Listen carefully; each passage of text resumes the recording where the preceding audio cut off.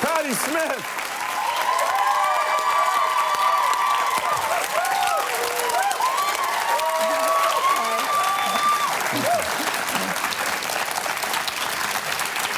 How are things? Great. I'm really happy to be here. I'm happy that you're here. And congratulations. I saw you won something, but I can't remember what you won. But, but congratulations anyway. You're very sweet to say that. Thank you very much. Congratulations on your show. Thank you. This is this. I went and saw it. I loved it.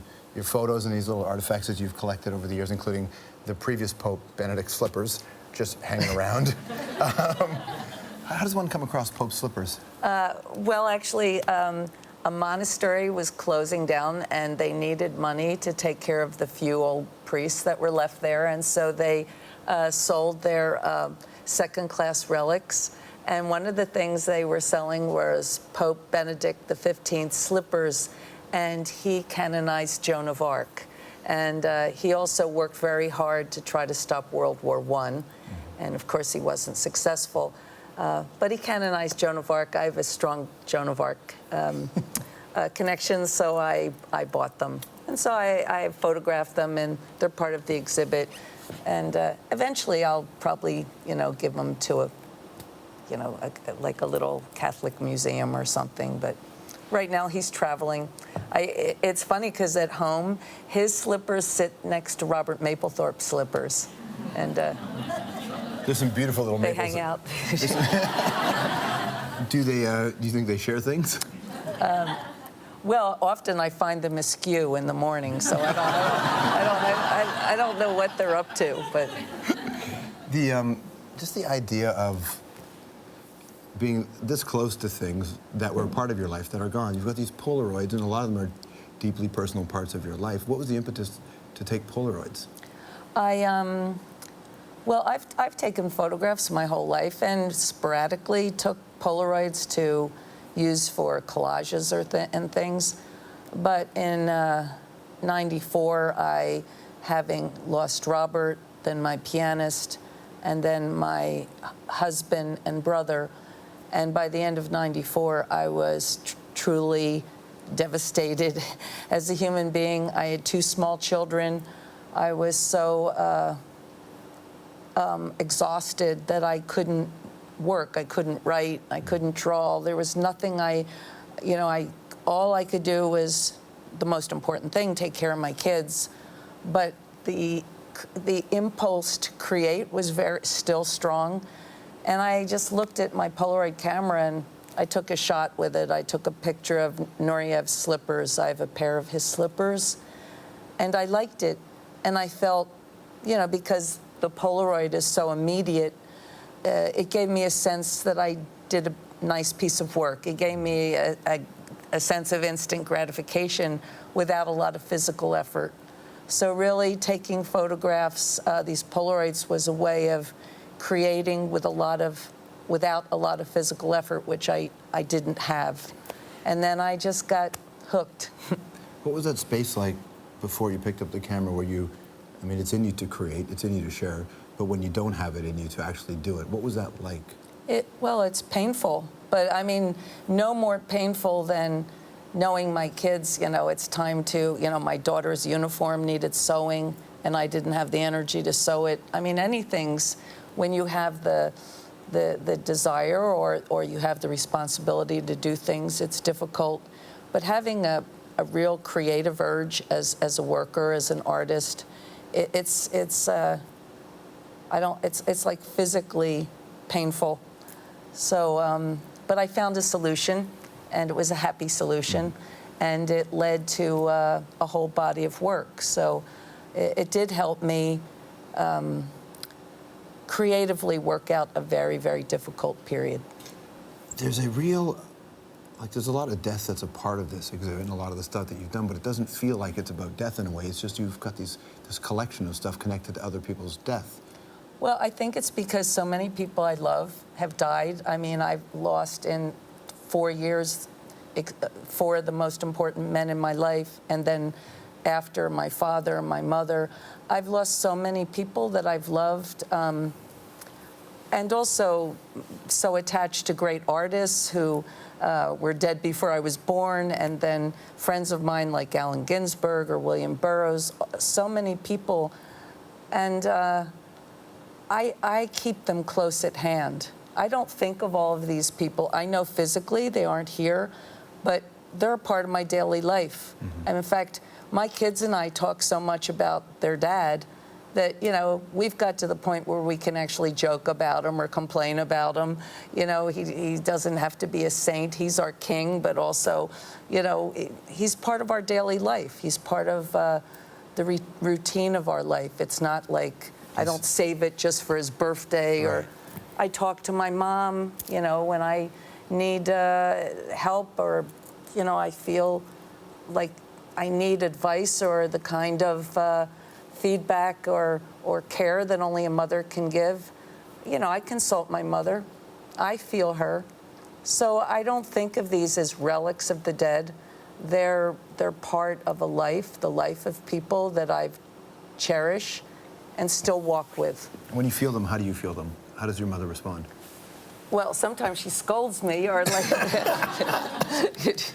but if I really feel demoralized, or if something as simple as if I have a concert and I have a migraine headache, or I feel really tired, I feel like I can't do it. You know, I can hear her saying, "Come on, Tricia, think about Judy Garland. You know, she used to feel a lot worse than you, and she would just go on stage and give her all to the people." You know, because I know, you know, without an effort, I don't have to fabricate it. It's just, I just hear her talking, and, you know, it doesn't matter to me. Like if a scientist said, "Oh, it's just a projection of your mind," or I don't care what it is.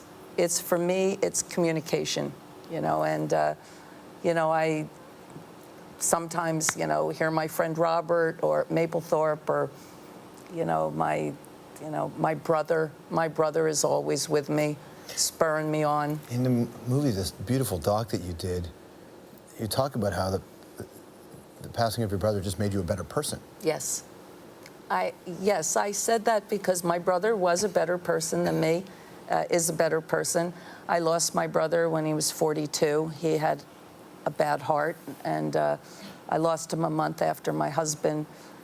And my brother used to be the head of my crew when in the 70s when I toured. He's just so handsome. He looked like Paul Newman. He was really cool. Like HUD Paul Newman? Yeah, HUD. Oh, like such HUD. the best Paul And Newman. he knew it too. I mean, it's just, but he was also so modest. He was like Sir Lancelot, you know. He was the greatest of knights, and just a good heart, very moral, very loving, and, you know, much more honest. You know, he was the better man. And when he died, a lot of his goodness, his openness, his supportive, you know, a lot of his things that were his, I could feel within me. And, you know, I also, you know, could feel him challenging me, you know, if I was going to take a shortcut, or, you know, maybe not be so truthful here and there. I could feel him. And really, he resonates so much that I feel just a better person for carrying him around with me. Do you ever, I know, Although I'm not as good looking. Somehow the good looks didn't come out, but... Listen, and it would be inappropriate for me to disagree with you, but no, I disagree with you. Go ahead. No, please. You're Patti Smith. You're my. When people ask me in interviews, "Who's your girlfriend?" I say Patti Smith. Oh. So that's sort of how it goes. It's fine with me. However, I know as. Well, listen, I have to be truthful, right? Everybody at home knows it, so you might as well know it. I know with kids it's different because you have a different responsibility and great relationships. When we talk about all that loss in a period of time, do you feel alone? No, I rarely feel alone. I'm not the kind of person that gets... I'm actually sort of a loner anyway, so it doesn't bother me to be by myself. That doesn't bother me. Because I don't feel alone. All those people that I mentioned already, I always feel them with me, but I feel my kids with me. I never feel alone. I know my kids are with me all the time, and that's one thing we all say to each other. I love, in the Bible, my favorite line is when Jesus, at the end of Matthew, Jesus says to his people, "Lo, I am with you always, even until the end of the world." And that what's more comforting than that? And that's the kind of pact that I have with my kids, you know. And so I always feel them. And they feel me. Do you have to believe in Jesus for that to be comforting? No, he said it is a good line, you know. But So you quoted him like we would quote George Carlin or somebody, well, right? I mean, it doesn't matter. It's not religion based, you know. It's beautiful, you know, in terms of, you know, the greater faith. If people take it in terms of their own faith, that's beautiful. But just in terms of, it gives people a sense that they're not alone, that someone is out there. Walt Whitman said a similar thing. He wrote this poem and he said, you young poet, 300 years from now, I am with you. I am with you in your struggles. I am with you, you know, as you write, as you feel that you can't write anymore, I am with you. And so Walt Whitman took a page out of Jesus's book and sent a message to young poets, you know, 300 years down the line or more, to know that Walt Whitman was thinking about them. It's nice. So there would be spirituality in your plays. Pittman, I think initially that place in Pittman, New Jersey, had 12 roads to a center. Those 12 roads were all because of 12 of Jesus' disciples. I didn't know that. Yeah, so you know the 12 roads that go into the auditorium Yeah. center? Those 12 roads, there's 12 because it's Jesus' disciples.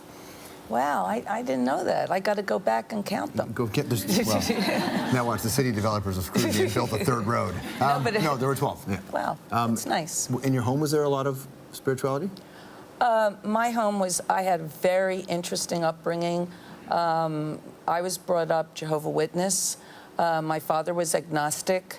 And really, we were allowed to choose how we wanted to conduct ourselves in terms of religion. My father was a very questioning man. We always had, you know, on weekends, I might walk in the house, there'd be a priest, a Catholic priest, somebody from Seventh-day Adventist. My father, they came to the door, he'd bring them in. That's like the opening of a joke. Yeah. So a priest and a Seventh-day Adventist walked into a house. And they found my father, you know. But my father was very knowledgeable. He read the Bible several times. He liked to discuss it. He liked to spar. He liked to play devil's advocate.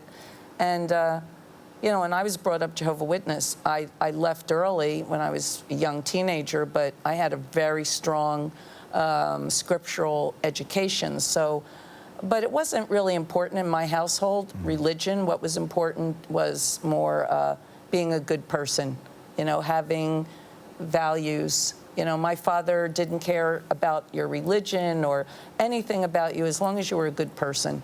So. Did some of the questioning and the sparring fuel you when you go to New York and you're young and you're walking into a world that are mostly guys? That is the presentation anyway. And there you are coming up. Did that help you? Well, you know, I never really had felt intimidated or concerned about my gender in terms of doing my work. I truthfully never thought about it. I've always was sort of a tomboy, a Peter Pan kind of kid. I never really thought that, you know, I mean, I would admire if, you know, a lot of great artists that I admire were male, but I didn't really feel that being a female put me in a different class. So I don't think that, you know, I just did my work. For me, it's all work-based.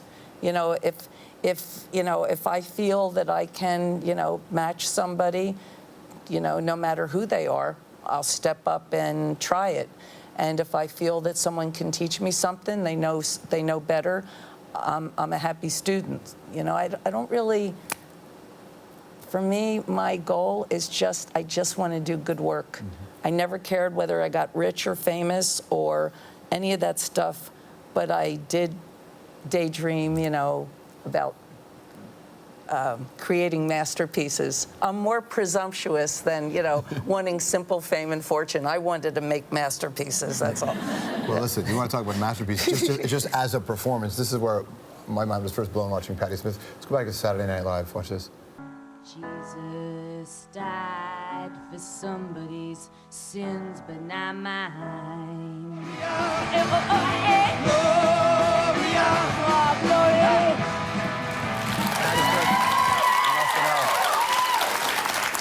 I've watched that clip as many times as it's possible. I would be the reason that Lorne Michaels would pull that off of YouTube. That's how many times I've watched it. What's in your mind when you're doing that? What do you think when you're singing that? Now? You mean now? Then. Or, well, back then, you know, it was, for me, it was a very, the statement of that song was really a declaration of existence. It was not against Jesus Christ, you know. People always say to me, oh, they used to say, you don't believe in Jesus. And I said, what are you talking about? It's the first thing I invoke on my first record is his name. What I was saying back then was, I'm taking responsibility for my own actions, taking responsibility for my own transgressions, because I wanted to explore. I wasn't ready, you know, to not make mistakes. I wasn't ready, you know, just to, you know, walk a straight line. And I wasn't going to bother Jesus with all my stuff, with all my problems, and he'd have to, you know, he'd have to die 1,000 times, you know, to take care of what I was up to. So, so it was really just, it was, you know, like I said, declaring my existence, and it was joyful. You know, I was excited to. I remember that well. I can remember it just like that, you know, because Saturday Night Live had just begun. I think that was their third or fourth show. I was excited to be on TV, you know, and I knew all my friends and my people were watching, and it was exciting. When you're in a moment where your contemporaries, your friends, are all ultimately considered heroes by successive generations, do you know that's happening when it's happening? Sometimes, not always. I mean, sometimes people say to me, oh, you know, I read your book, and it's like you act like you only hung out with famous people. Well, they weren't famous back then. I mean, they were struggling, or even Allen Ginsberg was struggling. I mean, he was beloved, but struggling. And, you know, I hung out with Sam Shepard. He was making his way, and Jim Carroll was a starving poet. These people, you know, they were my friends, you know, and Robert, of course, struggling. And at that time, we just wanted to eat, you know. My main concern when I was young, I don't care if I was sitting in a room with Janis Joplin or, you know, any of these people that I met, was how I was going to get my next meal, you know. And often I'd be in a room with a lot of famous people or at a party or something, and what was I doing? I had a paper bag, and I was putting food in it for later. So, you know, my concerns were different. Does the literal and the metaphorical hunger drive one's art? And I wonder then, when you don't have that, what? Oh no, I always have drive. I mean, now I have plenty of money to buy food. You know, I don't need you know. I mean, there were a lot of times. Packed a bag for you and agreed with yourself. Just some stuff. You know? I don't. I just have I've had it my whole life. Is the enthusiasm to create, the desire to create. I prefer not being physically hungry because I can work better if I have food, you know. So it's not. I'm not a person that needs to suffer to do my work. Right. I'm a worker. If you could go back and say something to this girl, look at this. My. Is that a picture of that? Well. My hair, I have to say, I had very long, straight hair, but they insisted that, and they put these things, like they were all pinned up, these curl things, because my hair is just the same as it is now, only it was black then. But yeah, that's me. Nice girl. It's a nice girl. Natasha, that was your name? Your They used to nickname? call me Natasha because I used to have very long, straight black hair, like on Bullwinkle. All right, that makes sense. Oh, like you were a spy. There's a lot of activities you're into, bulletin board committee being one of them, football program committee. What were you doing there? I drew the cover. You know. That's what you did? Yeah. There are many things that we Well, would... I was, also, I spurred my team on. I was very enthusiastic in school. I love school. Do you think people would ever have considered you a class clown? Because in the class clowns, you're one of them. Yep, I was. I was funny.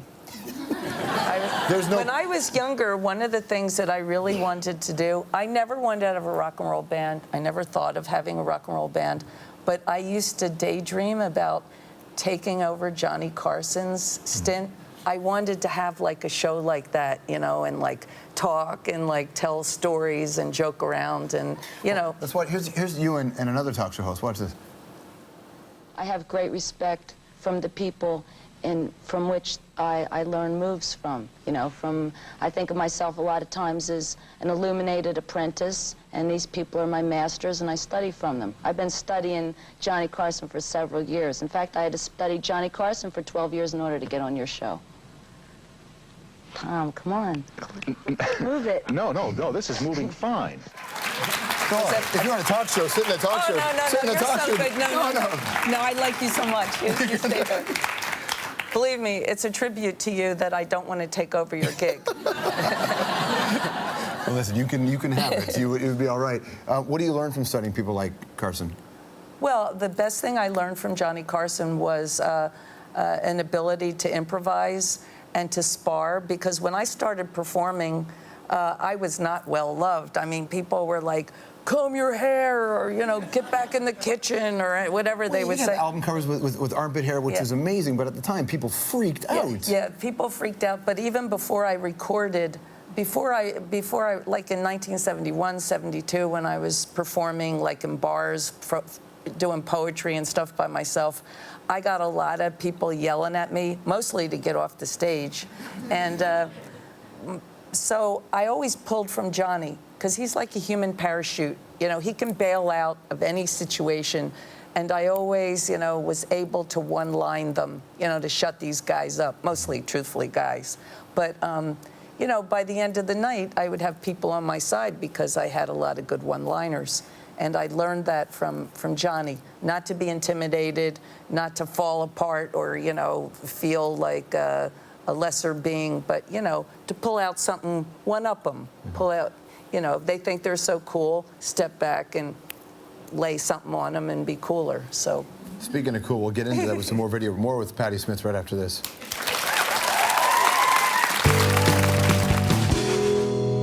Tell us who you are. Melissa, Okay, Melissa, ask. what made you decide to take a music career? Well, it wasn't so much a music career, it was to enter in the field of rock and roll, because when I entered it in like 74, I really thought most rock and roll stunk. And I thought if somebody didn't get in there and start working, it was going to become a big business instead of a powerful force for us kids, myself included. All right. Back with Patti Smith. Selling it to the kids. By the way, that's a great scene, but here's what happened later on in that show. People here would like to hear Patti Smith sing.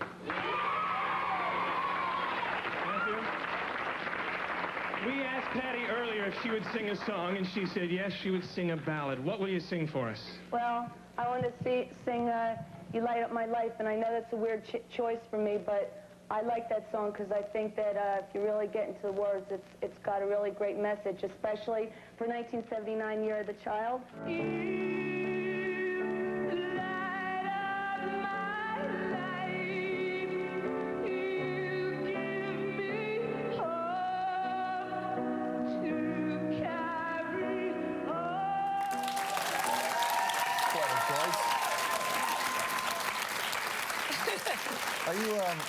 Are you a reflective person as it relates to your own life? Reflective? Yeah. Only when I'm writing. I mean, I try not to be too reflective because I can fall in a lot of painful holes. And, because no matter how well I negotiate loss and things like that, I still really miss my husband very deeply. You know, no one's ever replaced him. I miss my brother. I miss, you know, Robert. And, you know, and certain things I've done in my life. I wish I was a better daughter. You know, I wish I'd spent more time with my mom. And, you know, there's a lot of things that I could feel sad about or feel pain about. So I try not to spend a lot of time in those areas. I know they exist. And so my reflectiveness is really, I save for writing, because then it translates into something useful, or it translates into something that I can share with people, not just private suffering. Well, you know, when people go see this show at the art gallery, the AGO, there's a real tenderness to a lot of it, and a real intimacy to it, but it doesn't feel like it's a betrayal. When do you feel closest to somebody like Fred, your husband? When do you feel closest to Sonic? Usually it has something to, well, sometimes it's just unexpected. Like sometimes I'm just walking down the street and I'll just like hear him say my name, or I just feel him. And it's always fleeting, and it's such a nice thing. But for a sustainable thing, it's always through my kids. Because they magnify him. When you play with your kids, that's I mean, we're playing together. You know, it's just like when I play with Jack and Jesse. I mean, the three of us all feel it. We all magnify their dad. So. Did you have a trigger in your life where you realized you weren't going to take the straight path? Was there something that happened where you went, "Here's where I'm going"? I think, well, as a little girl, I loved books. I wanted to learn to read right away. And I was reading before I went to school. And so eventually I wanted to write. But the real strong trigger was when I was 12, I went to a museum for the first time and saw art.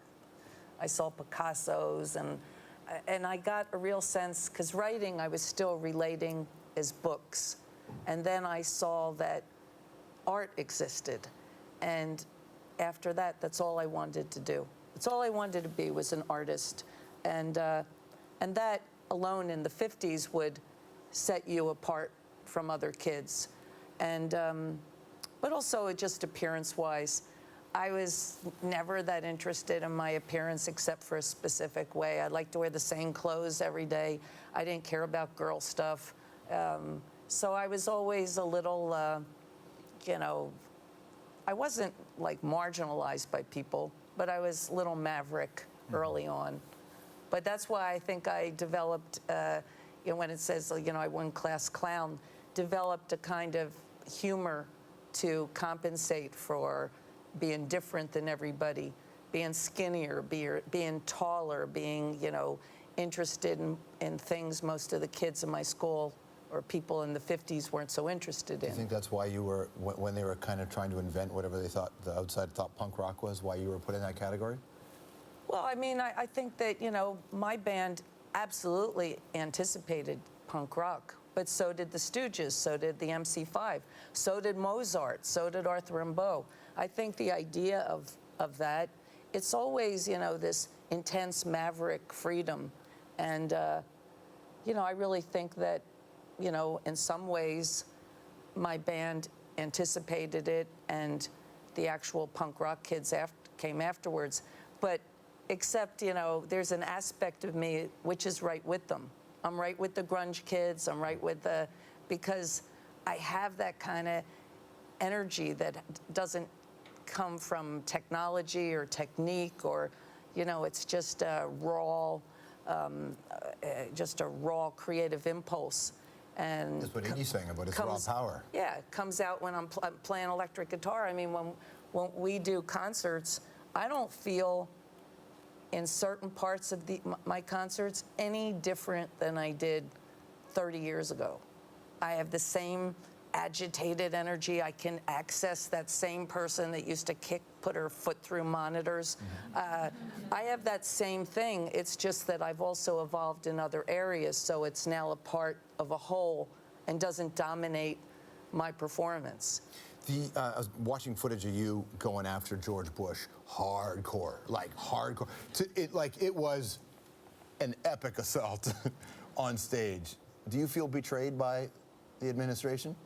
Well, I felt betrayed when they went, but you know, I feel feel betrayed by any administration. But when we went into Iraq, I thought it was one of the worst things I saw in my lifetime, because you know, having protested and being against Vietnam and finally finding closure there, I didn't think that we would do anything more like that. You know, I thought we would elevate ourselves to a more righteous place. And there is nothing righteous about going into Iraq, as we found. I mean, we know that, you know, South Korea has weapons of mass destruction. They just did 3 nuclear tests. We're not there, you know. So, I mean, we went into Iraq and destroyed their infrastructure and a lot of their mosques, their libraries, their water supply, and thousands of people. And yeah, I feel betrayed. Do you think your country's changed? I think the world has changed. You know, I can't just say, oh, my country's changed. I think we have changed since September 11th, sadly. I think that we have lost some of our gumption, some of our youth.